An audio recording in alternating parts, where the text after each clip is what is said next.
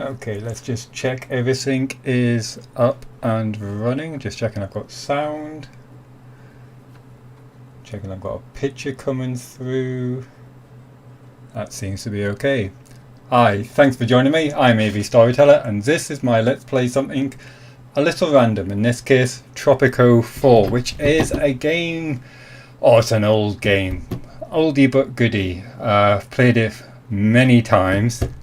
And I just thought I would today just go through a basic map and just share my tips and tricks and experience of what I've learned about playing Tropico 4. Certainly when I was starting playing it, I come from enjoying the SimCity games, and I was playing it very much like that, and that was a big mistake. So I thought, why not just do a live stream and just share with other people what I picked up and hopefully introduce you to a game you've never heard of before and that you will really enjoy. Now, Tropico is from a long series of Tropico games. There's 6 out at the moment. I've played number 1 and I've played number 4. I have not played the games in between, or 5 or 6. When it came to actually choosing, after Tropico 1, choosing which game, because all 6 had been released at this point, I did a quick Google figuring out which of those other 5 games I should purchase, and resoundingly the support and the positive reviews were for Tropico 4. So let's jump in. I thought I would start off with show you the character generation, and click the wrong option there, and then show you an established map, which was that map I was just going to show you there. So you got a much better feel of how I like to design my maps and what I find works for me. Your experiences may differ. Tropico is a very tongue-in-cheek kind of a game, and we'll go right back to the beginning, and I'll let El Presidente just do his little talk. Hellhole. But at least it's my hellhole. St. Clara is the typical Caribbean island. Beautiful on the outside, poverty-stricken on the inside. People live in shacks and have hardly anything to eat. Healthcare and education are non-existent, and unemployment is through the roof. Someday, I will turn Tropico into a true world power. First things first, improving the situation on St. Clara will secure local support and establish the foundation for my plans. So the premise of Tropico is that you have this tropical island and you're a dictator of varying degrees between very good and very bad, very corrupt. It's very tongue-in-cheek. It's kind of like a dark side of SimCity. So you've got lots of functions and abilities that you would not see in a SimCity game, like the ability to assassinate your rivals. The whole purpose of the game is working through the campaigns is for each individual map you need to make sure that you win elections or have the military, that if you don't hold an election that you are not ousted by either the rebels or military coup or a civil uprising. And there's lots of functions that help you do that, like keeping the populace entertained, giving them enough entertainment, religious quality of food. It'd be easier to show you than to list off a long dry bullet point list. So if I click on the replay button here, hopefully this will take us into the avatar selection. So this is one of the great features of Tropico, is that you can actually design what your El Presidente looks like, and also key abilities and traits. And you can choose from classic pre-made avatars. You got Fidel Castro there, and there's a long list. Vita, if you want to play Vita. I've never played one of the pre-made avatars. I've always created a custom one, and this is El Presidente El Aluro, and you can choose the costumes, lots lots to choose from. Your complexion, hats, very cool. Hairstyle, I'm going to take that back to no hat, if I can find it. None. Try to find out which one I was using. Oh, that was it.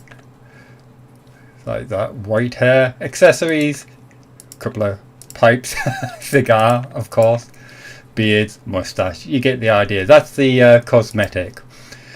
You get to name your El Presidente. You can get to choose a background. No, so I've gone farmer, military coup as the rise to power. My traits are financial genius, hard work, and vigilantes. Those have changed over time. They all give you different pros and cons to keeping the superpowers, the USSR and the United States, happy. If you don't keep them happy, you risk the chance they're going to invade your island. To how much production your farmers make or your industry makes, or maybe a favourable reputation and respect with the different factions on the island. You've got your loyalists, your nationalists, your religious group, capitalist, the communists, the whole long list of them. I found farmer works best for me, especially it helps you in the early game when you got limited industry. Having your farmers produce twice, well, 50% more is very useful. You gain a bit of respect as well with the communists. You lose a little bit of respect with the intellectuals, but it's really that 50% production which I find very useful. There's the other ones there. So we're going to stick with farmer. Oh, I selected secret agent there. That's a cool one as well. Rise to power, military coup, big long list of how you became El Presidente. All giving you different pros and cons, like elected for family values, 15% religious faction respect, liberty, yes, you need to keep your liberty high, you need to keep your respect high. You don't need to make, it's not like SimCity, you don't need to make your populace ecstatically happy. You just need to make them happy enough that they vote for you in an election. So it's a case of they demand certain needs met.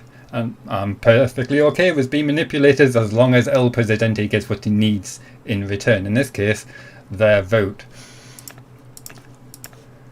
So, and I went for military coup, which seems to work really well. I saw plus 20% militarist faction respect, but that's not the big thing. What I really like about it is the minus 20% crime.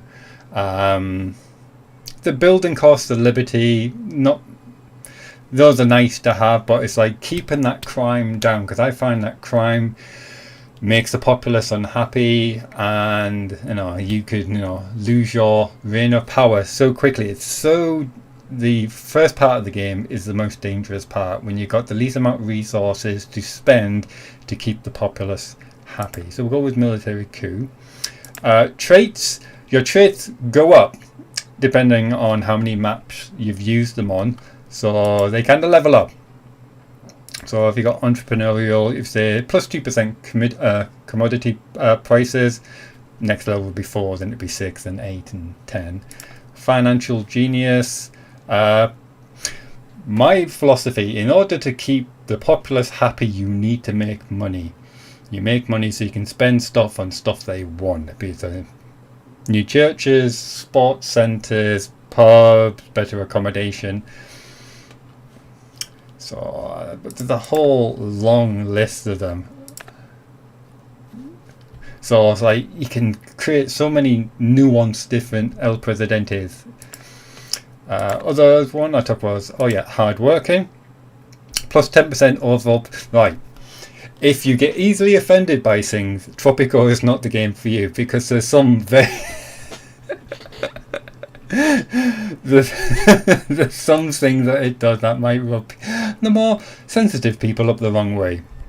And vigilante, again, to keep the crime down.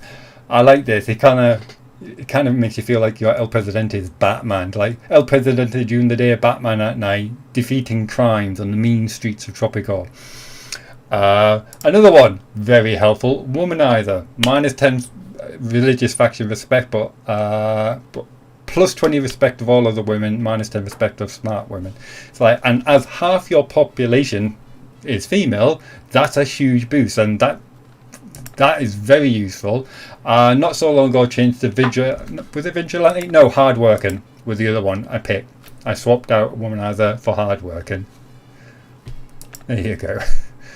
Or you can just randomise in it.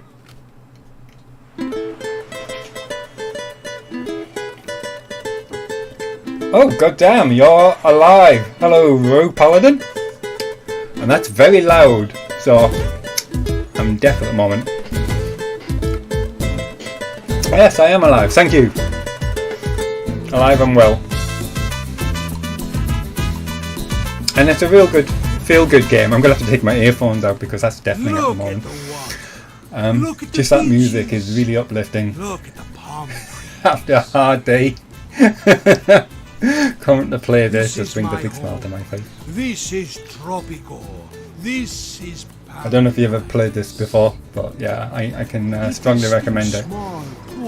It might look a bit long in the tooth now in graphic, but the gameplay is fantastic. Plans for it. Very big plans. Here I hope the sound is alright. Hope you can hear me okay. And the game. Greetings, my friend. Are you settling well on your new island? So this is General Lissimo Santana, your mentor, your guide, the person that helped you, get established on the island to begin with. And on this first mission, he kind of leads you through the steps in order to how to build a working, productive island. So step 1, food, religion, healthcare, home, and fun. And he features throughout the campaign, and it's a really good campaign. It's a lot of fun. It's very engaging. There's twists and turns. Welcome, Presidente. Penultimo. It is me, Penultimo, your most trustworthy advisor. Penultimo is your most fanatically loyal lapdog that any El Presidente could wish for. He could set him on fire and he would thank you for keeping him warm. Nothing El Presidente does is bad in Penultimo's eyes. Fantastic. Okay, so this is a very typical setup of of a starting map. You get Teamsters, a construction, a garage, a basic tenement, and El Presidente's palace here. Now, whenever I first start a map, what I need to focus on is where am I going to make the money from. So, and there's a whole bunch of overlays that allow you to gain information. So first thing I would normally do is go to natural resources, and this lists all the different kind of metals, oils, fish that you have on your island, and you can place mines down on metals. So that would be iron. Also tells you down here the number. Bauxite 1, gold is 1. You can see the little dot of gold there on the map. I just highlight everything and go around. You get a good idea. You want to kind of figure out which beaches are going to be good for tourism, because tourism is a great way to make money, especially early game, which might be a bit counterintuitive, because the jobs that tourism creates require uneducated workers. So you don't need to get the schools and the colleges and the universities down. You can build this tourist area really easy. And the main thing you need to keep in mind is keep the tourists on the most beautiful part of the beach, away from the pollution, and have them at least one attraction to go to. Some islands come with like an ancient ruin that you can turn into a tourist trap. So if we go to island conditions, and you can click on here, you get the beauty. Dark green is very good, then it goes all the way down through the yellows and the oranges to the red. At the moment, apart from a tiny wee dot over there, we've got a beautiful island. It's a very nice island, very nice and flat. Pollution, there's very little pollution at the moment. Predicted pollution. Landfill coverage, we don't have any landfills, no garbage at the moment. Volcano danger zones, we don't have a volcano, which is a good thing.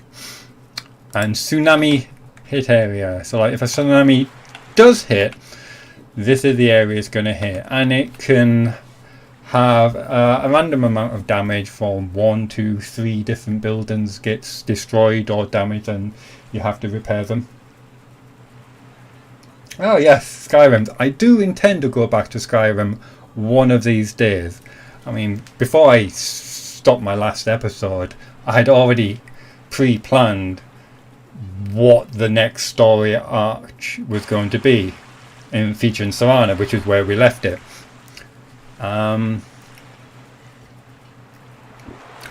The Witcher came out. I've been doing Skyrim for a very long time, and I just wanted a bit of a creative break from doing the Skyrim videos. Plus they took a huge amount of time and effort to make. I know, in time and effort at the time we've become under a premium, because normally it would take about a week to record the video and about a week to edit it. So that's why they normally came out every fortnight, because it literally was me each evening working several hours at a time non-stop each day to produce this. So it's very, very rewarding, and I love them. Very proud of them, but very time consuming as well. And I just wanted a bit of a creative break, and that creative break has been 4 years now. But have I abandoned it? No, I know. Somewhere in my heart of hearts back there, yes, I do intend to continue. And even if I don't continue, I probably will just have a live stream and just tell you what my story arc was going to be as well anyway, just to finish off the story. Anyway, so let's get back to the map here. So how do you make money?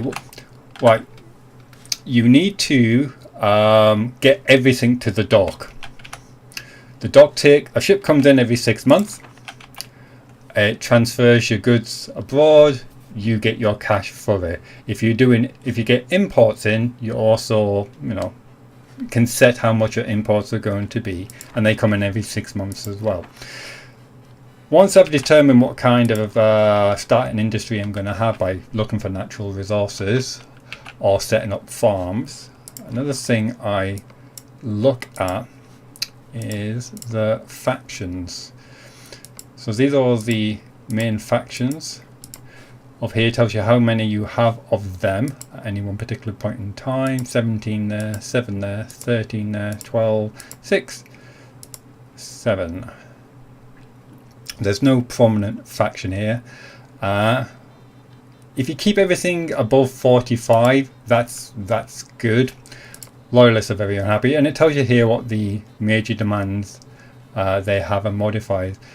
And one thing I found very helpful is when you're trying to figure out what to do next, is to go to people, go to happiness, and look down the happiness rating and basically start with the lowest and try to improve that.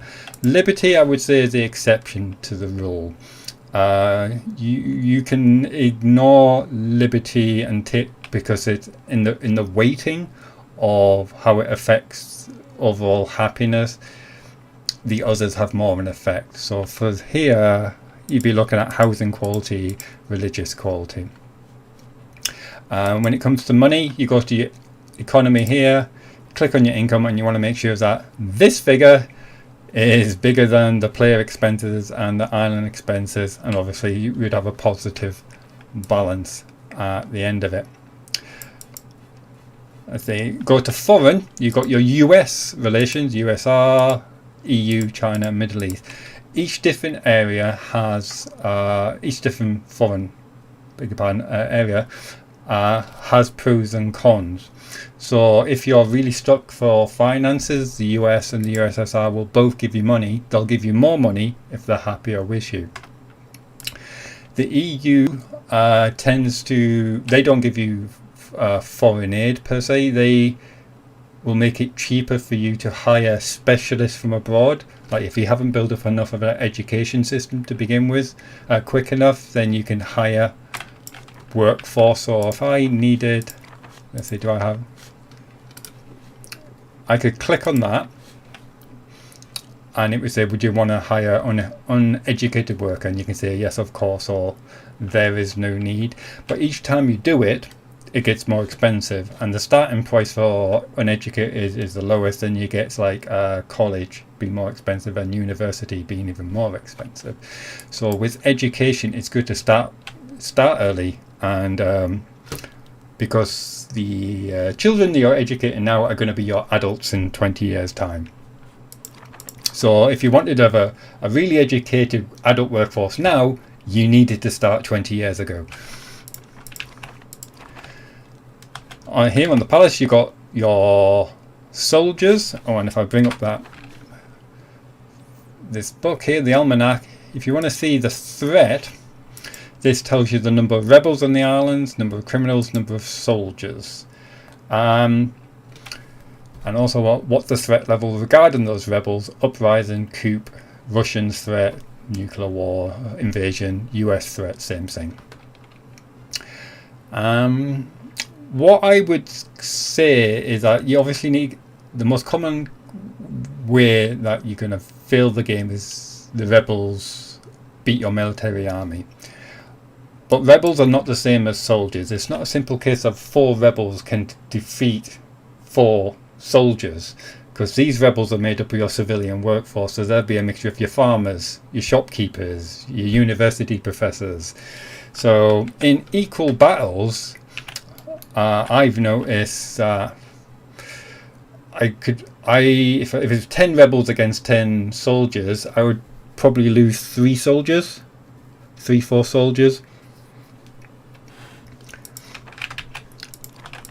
So if you notice that they've got slightly more rebels than you, yes, that's a bad situation, but it's not, you're definitely going to lose. You could still win that fight, but obviously you don't want to get to that point. So when I first start, the first thing I want to do is to get down this USS Development Aid Edict, because it grants 50% discount for tenements and apartments. One of the things that causes the most crime and problems on your island is shacks. Shacks are built by the populace when there's no housing for them to stay in. And the crime around these shack areas is really bad. This is just a starting population, and that's also already gone this like orange colour. So, and you can check your liberty here, like liberty red everywhere. Liberty is increased by radio, newspapers, TV stations, and I believe also education buildings like grade schools and high schools and universities. Anyway, so I was talking about shacks, I was talking about crime. So the first thing I try to do is to get good housing for everyone, and good housing is, if I go to housing, these things, apartment blocks. Tenements are cheaper, get more people in it, but the actual quality of a tenement is quite low. It's only 35. The apartment blocks, if I've got enough money. Well, first of all, I need to buy the blueprint. Let's see if I can buy it and just chuck it down. The service quality of an apartment block is 60. That's almost double. And what you can't notice at the moment, but once it's built, it also has the option to have air conditioning, which adds another 15%. If I quick build that. I see you've run out of money, amigo. I'm just going to skip that. Then you get this climate control that improves the housing by another 15%. And these apartment blocks just work perfectly, from the start of the game, middle of the game to the end game. I might chuck down some expensive houses or mansions just to add a bit of flavour to the map, but that really is, it's flavour. It's like, these are the workhorses of your housing. But at 4,000, 2,000 a pop, these buildings are expensive. 5,000 a pop. So getting that up and running saves you a huge amount of money, especially as you'd be building a lot of them. But before you can do that, you need to get a Foreign Affairs building. And the Foreign Affairs building is this doohickey here. Now this is not how I plan a map, because the first thing I'll be doing is dropping down mines and doing farming. Oh, that's just alt tabbed out there out of my game for reasons. Yeah, so normally I'll be laying down mines and farming to get money in, because I need to make money to keep people happy in order to build these special buildings. But once I've got enough, I'll be focusing on getting down this Foreign Affairs building. If I just fast forward this, try and get this built.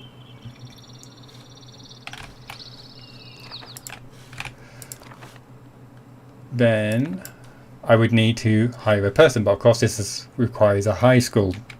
This is one of the few times when I would actually buy in a high school worker. So before we go any further in this, I'll load up a pre-existing map and show you kind of mid-game what it looks like. And I can point out why I've done what I've done. Okay, so it all started off here with the palace. I had one apartment building which was a tenement, which I think I knocked down because I wanted to replace it with a much nicer apartment rather than a tenement. And let's see if I can find it. Yeah, so that's the ministry I had to build in order to get the Foreign Affairs in order to do that edict, which I've already issued, and you can only issue it once. That gave me 50% off everything. The next thing I wanted to do was to get an immigration office up and running.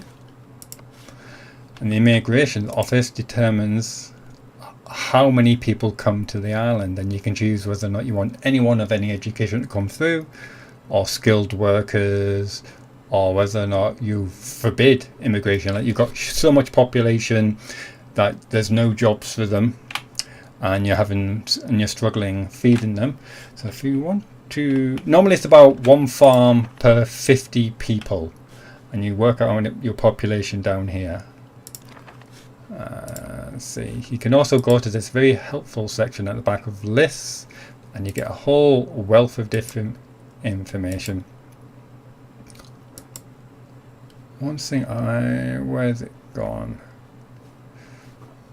So education, it got 350 was non, 29 was grade, 24 high school, 39 was college. And you can click on these people and you can get all this amazing information about them, like how well their needs are being met, and also the little stars show what they give priority, the biggest weighting to. So in this case, this guy, if he doesn't have a good job, he's very unhappy because he gives so much weighting towards his job.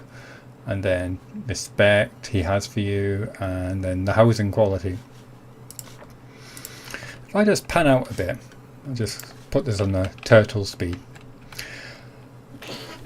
This is not SimCity, and the layout design of the city is not the same. I made that mistake when I was playing this a fair few times. I would have a massive traffic problem.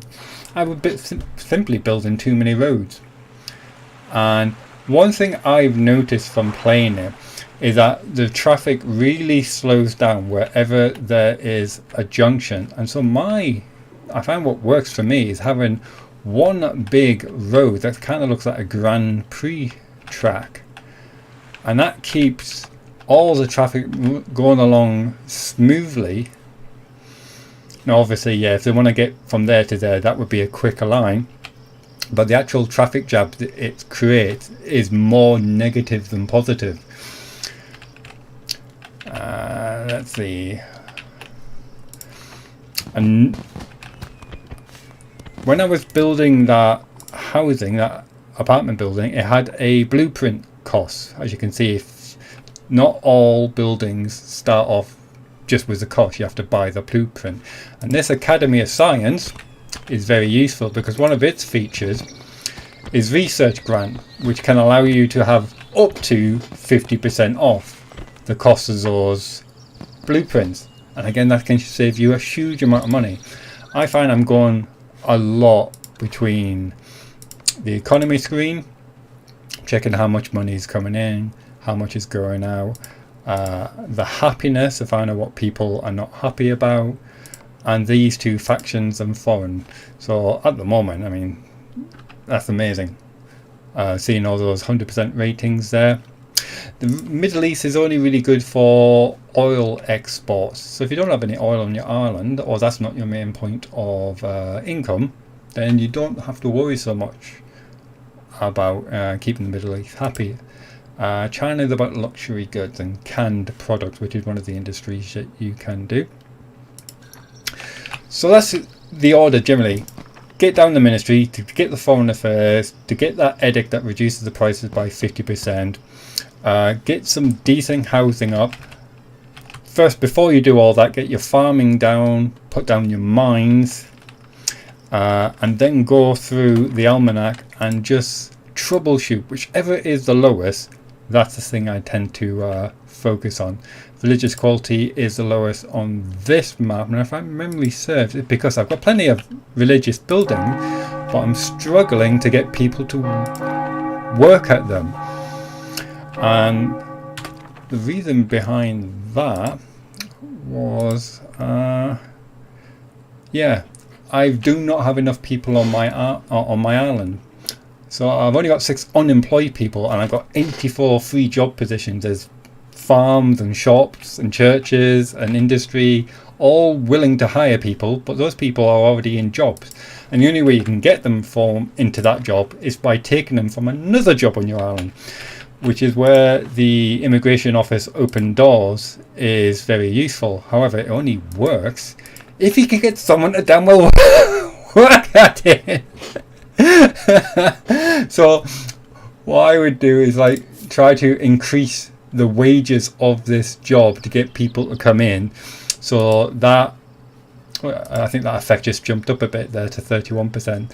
So that population incentive to come to my island, and they come on the ship every 6 months, you know, more people come in, and then so I keep a close eye on job positions and unemployment.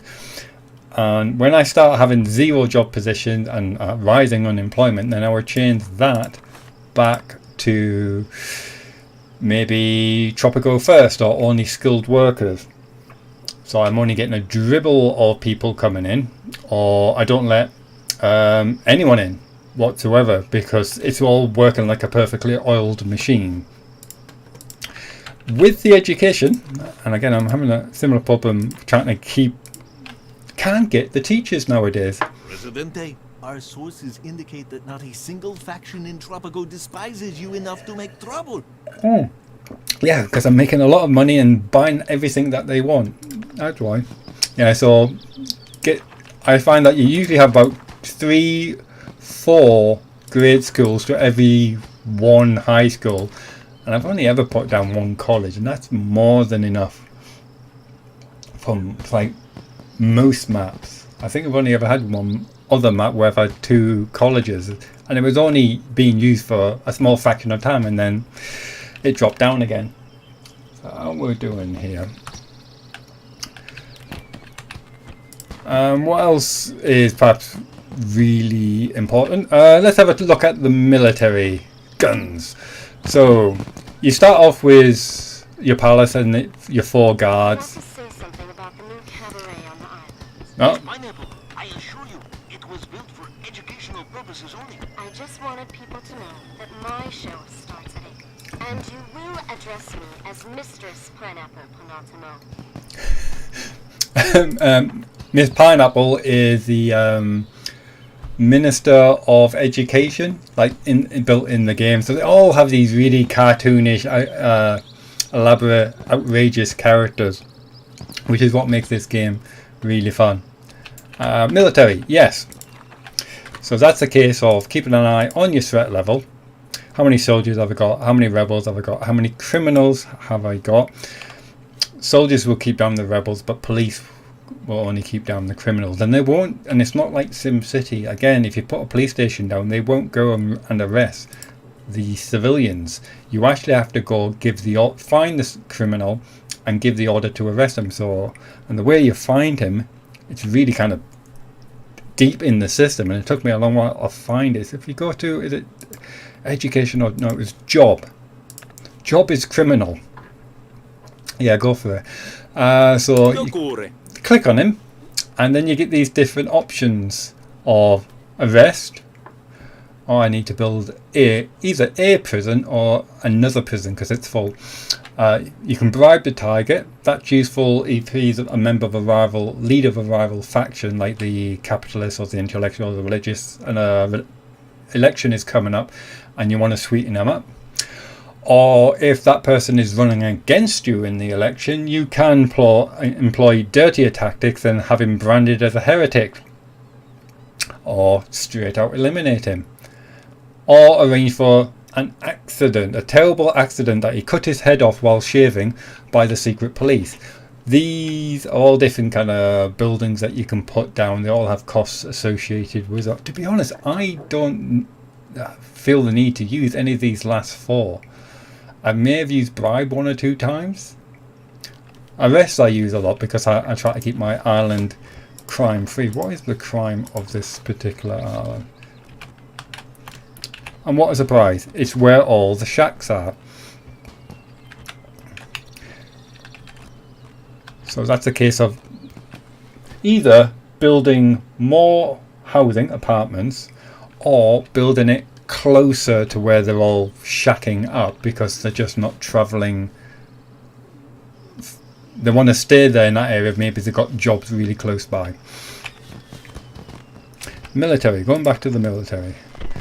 So you found out what your threat level is and you realise, okay, I'm going to need more troops or I'm okay. And in the government section, this is where you can put down army bases. Army bases are that building there. You got your guard station.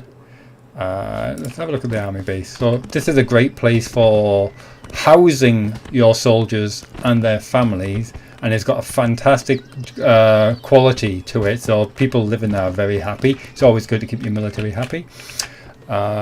This is a guard station where no man is manning it, probably because they're doing much better, well-paid jobs. See, that's 1,650. That's expensive. And again, because of the population problem, I think it might be part of this map where you struggle to get people onto the island. But like I said, yeah, you want to keep the traffic flowing. So, okay, the economics, how does it work? You got a plantation or a farm here. They plant their crops. They box it up. How does it get from the box into money? Your teamsters, which are these gentlemen, they leave their... Wait till he finishes talking.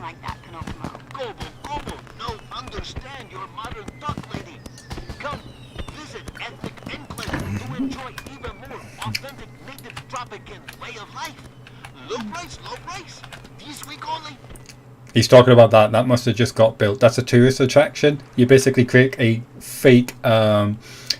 this is how Tropicals used to live, natives back in the day.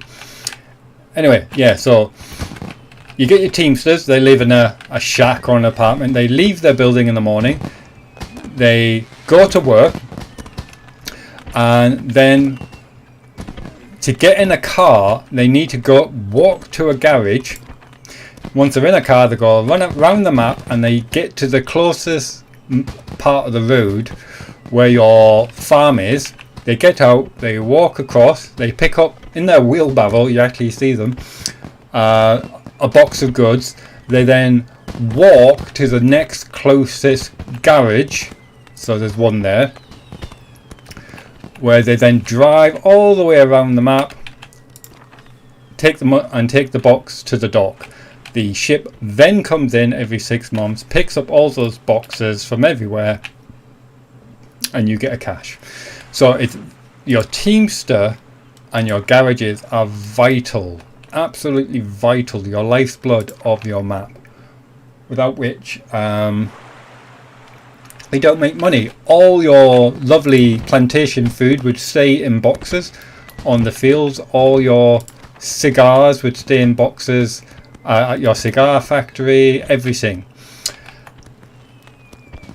So it's actually I think it's understanding how the mechanics of how the boxes get picked up and delivered and when the money arrives.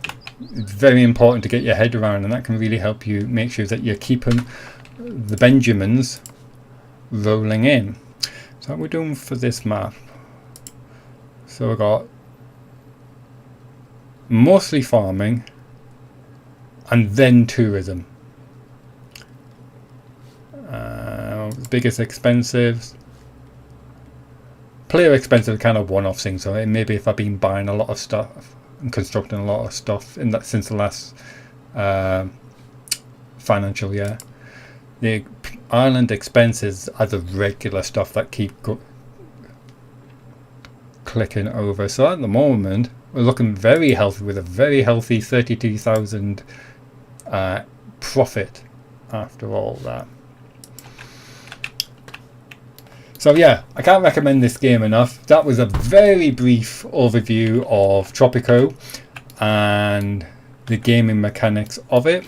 People like it. Maybe I'll do another one, actually do an actual walkthrough of starting a map from scratch, and we can chat and I can share my points of view as I'm building my map up. But I think I'm going to leave it there for this one. Something short and sweet. This Easter weekend. Yeah, happy Easter everyone. So I'm going to leave it there. So until next time, take care of yourself and goodbye for now. Bye bye.